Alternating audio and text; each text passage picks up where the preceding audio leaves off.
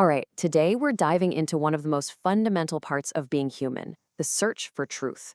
But we're not going to treat this like some dusty old philosophical puzzle. Nope, we're going to look at it as a core, vibrant part of our own experience. So let's get into it. So let's just start right here with this one powerful question.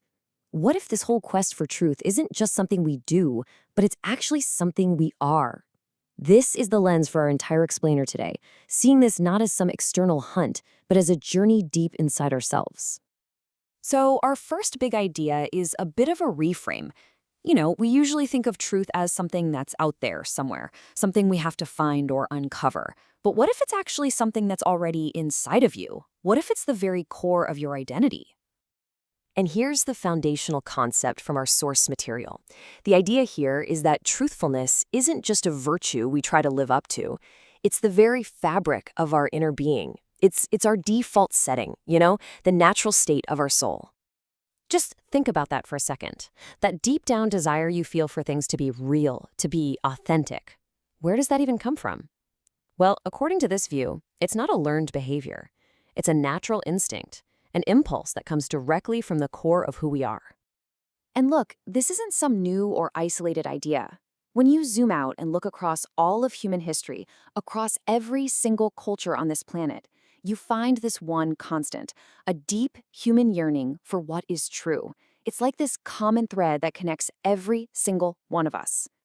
And you can see this in its purest form right from the very beginning. I mean, think about it. That constant, curious questioning from a kid, it isn't just about gathering facts. It's their soul's natural orientation, instinctively trying to line up with what's real. So if truth is our nature, how does it actually work in our lives? Well, you can think of it like an internal compass. It guides your self-awareness, letting you actually hear your own authentic thoughts and feelings. It gives you discernment, the ability to sift through the noise and see what's real. It pushes you toward alignment, where your actions finally match up with your deepest values. And it fuels your growth, helping you evolve as you go. It's basically our built-in guidance system. Okay, but let's be real. If truth is so natural, why does facing it sometimes feel like the absolute hardest thing in the world? And this brings us right to the central paradox of truth. This is that tension, that push and pull we all live with. On the one hand, yeah, the truth can be painful. It can make us look at our own flaws, and that stings. But on the flip side, it's the very thing that liberates us from the heavy burden of lying to ourselves. And at the same time, truth can be so simple, but it can also be incredibly complex, full of nuance and different points of view.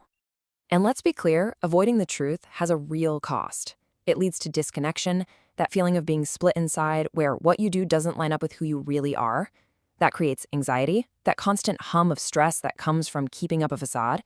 And ultimately, it just leads to stagnation. Because how can you grow if you're not willing to be honest about where you're starting from? So what do? How do we navigate all this difficulty? Well, the source material gives us this really powerful metaphor to think of truth as an anchor, a stabilizing force that holds us steady when everything else feels like a storm. This quote just nails it, doesn't it? When you're in a personal crisis, or even when society feels like it's pulling apart, truth is the one thing that can keep your sense of self intact. It gives you that stability you need to ride out the storm. And here's a kind of practical roadmap for how that actually works. So, step 1. A challenge hits. The real magic is in step 2, a truthful assessment, not making it bigger or smaller than it is. Then, step 3, you align internally. You let yourself feel what you're actually feeling. From there, you can take truthful action. And finally, you integrate the whole thing, making it a part of your story instead of some trauma you have to hide from. Okay, so that's the big picture. But how do we actually live this way?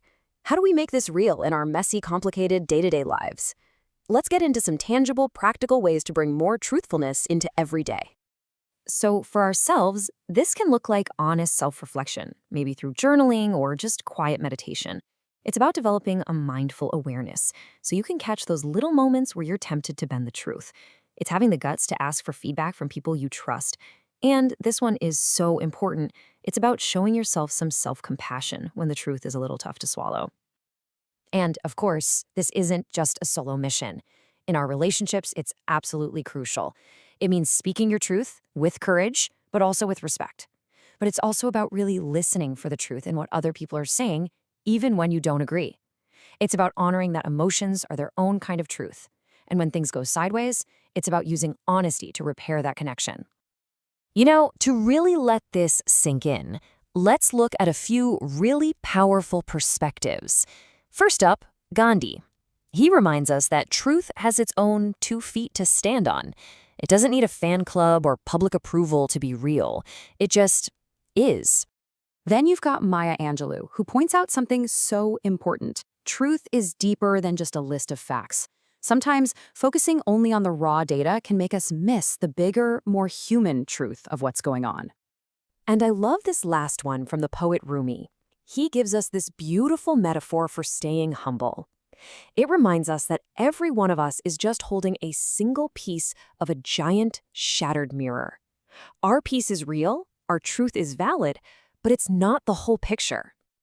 So where does all this lead? What's the ultimate payoff for this journey?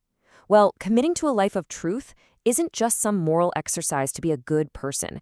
It is a profoundly transformative path for us and for the world around us. And the rewards? They're huge. First, there's liberation, real freedom from the exhausting job of pretending. Then there's wholeness, that feeling of finally becoming a coherent, integrated person. And there's genuine connection, relationships that are built on something real, something solid. And this quote right here really brings it all home. It's an invitation to stop seeing truth as this impossible standard we have to live up to, and instead to see it as our own deepest nature, just waiting for a chance to come out. And this is why it matters on a grand scale.